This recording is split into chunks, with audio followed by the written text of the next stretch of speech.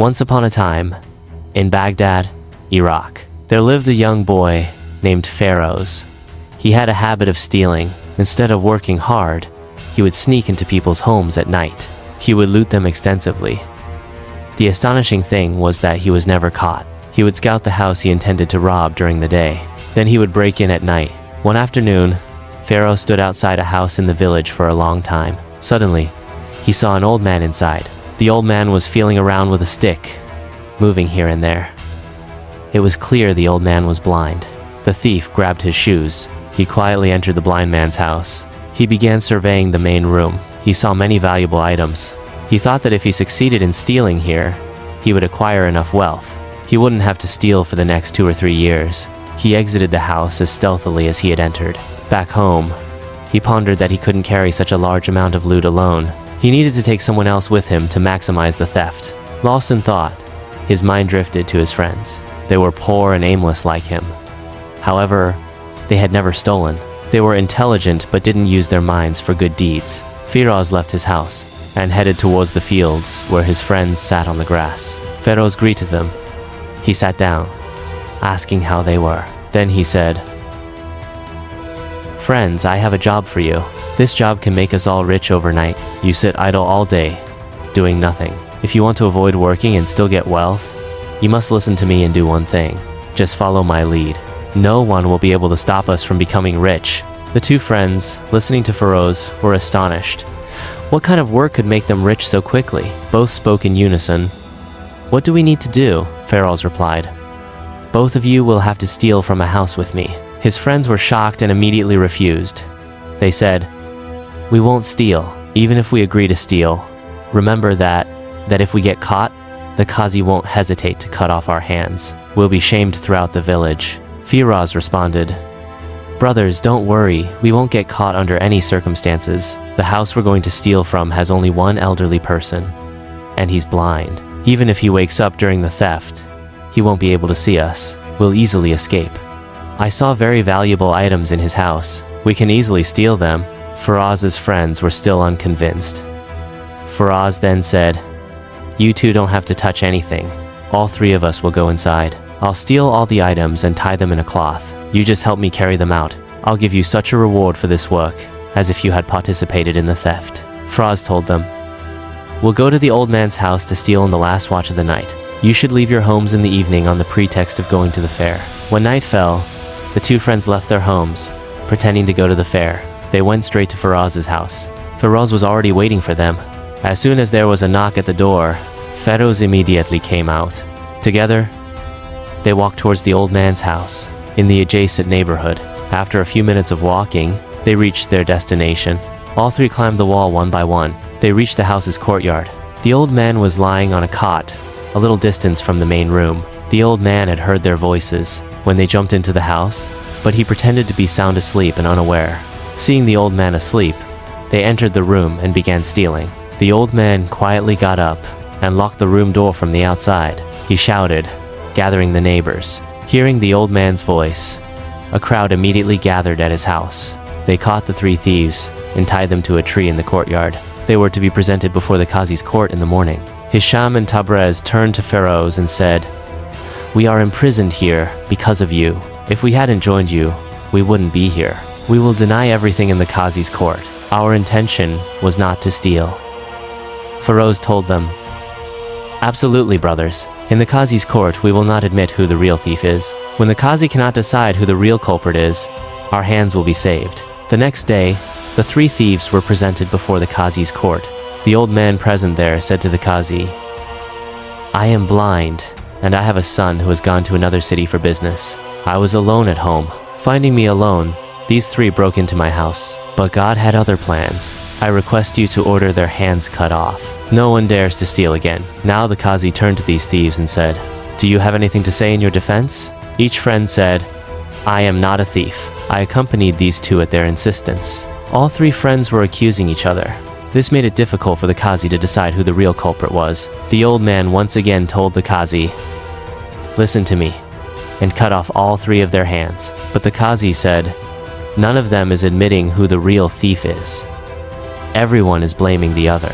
The Qazi then said to them, "Whoever among you is the thief, confess your crime. Otherwise, it won't be good later. The Qazi tried every possible way to persuade them, but they remained silent. The Qazi was helpless.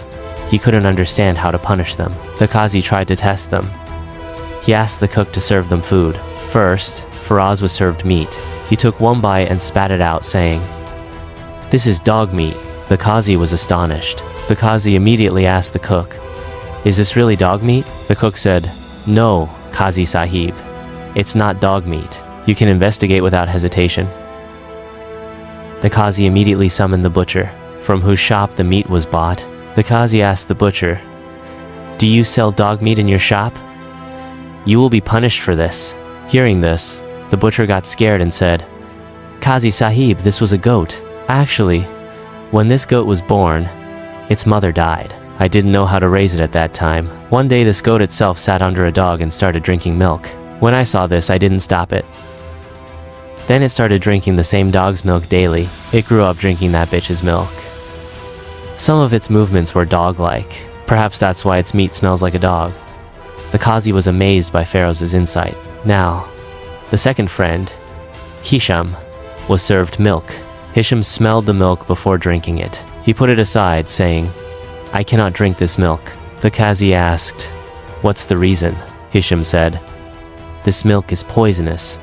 Poison has been mixed in it, so I cannot drink it." The Qazi once again looked at the cook and asked him to check the milk. The cook poured the milk into another vessel.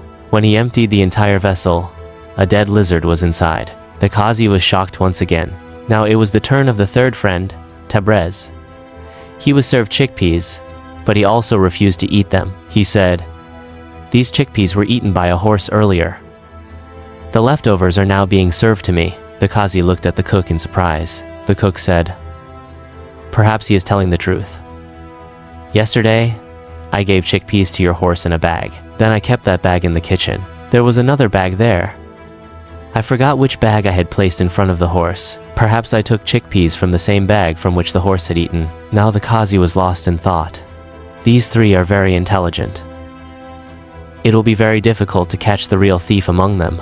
The Qazi arrested all three and put them in prison. He returned home and started thinking about how to catch the real thief. The Qazi's son was sitting with him. Seeing his father engrossed in worry, he asked, "Father, why are you troubled?" The Qazi narrated the entire incident to him. Thereupon, the Qazi's son said, "Father, give me one chance. Perhaps I can find the real thief for you." The Qazi gave his son a chance. The next morning, the three friends were presented before the Qazi again. The Qazi's son looked closely at all three and smiled, saying, "I want to tell you a story. In a city, a girl lived with her husband. She received a letter stating that her father was very ill. Her husband also had no money. So, he sold his buffalo, gave the money to his wife, and sent her to her father. On the way, a bad person saw her. Finding the girl alone, he tried to violate her honor. But the girl started crying and said to him, "For God's sake, let me go. You must also have a mother and sister in your house." Compassion arose in this man's heart, and he let her go. The girl thanked that person and continued her journey. She had traveled for a while when some thieves surrounded her on the way. They told her, "Give us whatever you have. If you don't, we will tie you up." The girl said, "The money I have is for my father's treatment. If you take that money from me, my father will die. For God's sake, let me go." Compassion arose in the heart of the leader of these thieves, and he let the girl go. Now the girl reached the city, got her father treated, and he recovered. This story ends here. Then the Qazi's son asked the three, "Who did the greatest favor to this girl?" First, he asked Tabrez. Tabrez said, "Her husband did. If her husband had not sold his buffalo and given her money, she would never have been able to get her father treated." Now the Qazi's son went to Hisham and said to him, "You tell me, who did the greatest favor to the girl?" Hisham said, "The greatest favor to the girl was done by that bad person who did nothing to the girl and let her go, because a girl's honor is dearer than her life." After this, the Qazi's son went to the third person, Pharaoh's, and said to him, "You tell me, who did the greatest favor to her?" Pharaoh said, "The greatest favor to this girl was done by that thief. If the thief had snatched all the wealth from that girl, she would never have been able to get her father treated. Therefore, the greatest favor was done by the thief." At this, the Qazi's son told his father, "This person is the real culprit." The Qazi was surprised and asked his son, "How did you know he is the culprit?" To which his son replied, "A person is drawn to people with the same qualities they possess. That's why this person praised the goodness of a thief." After that, the Qazi ordered his soldiers to take Firoz and investigate him. The thief Firoz had already been proven. After a little beating, he confessed his crime. After further investigation, it was confirmed that Firoz was the real thief. His two friends were merely accomplices in carrying the goods. The Qazi ordered Firoz's hands to be cut off and sentenced the other 2 to 7 years in prison. So, dear friends, remember, helping a thief is just as bad as stealing yourself. Your actions have consequences, and supporting wrongdoings makes you part of the problem. What do you think about the Qazi's son's cleverness? Share your thoughts in the comments below.